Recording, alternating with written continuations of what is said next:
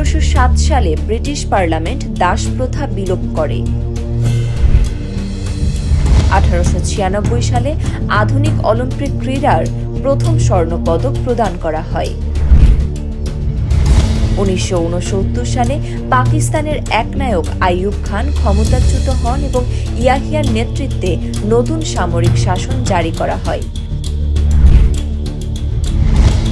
1971 সালে পাকিস্তানি সেনাবাহিনী ঢাকা সহ সারা বাংলাদেশে বাঙালির ওপর আক্রমণ শুরু করেন এবং বঙ্গবন্ধু শেখ মুজিবুর রহমানকে গ্রেপ্তার করা হয়। 1971-এর এই দিনেই শিক্ষাবিদ ও দার্শনিক গোবিন্দচন্দ্র দেব পাক হানাদার বাহিনীর হাতে নিহত হন। 1975 সালে সৌদি আরবের বাদশাহ ফয়সাল বিন আব্দুল আজিজ তার ভ্রাতুষ্পুত্র ফয়সাল বিন মুসাইদের গুলিতে রিয়াদের রাজপ্রাসাদে নিহত হন।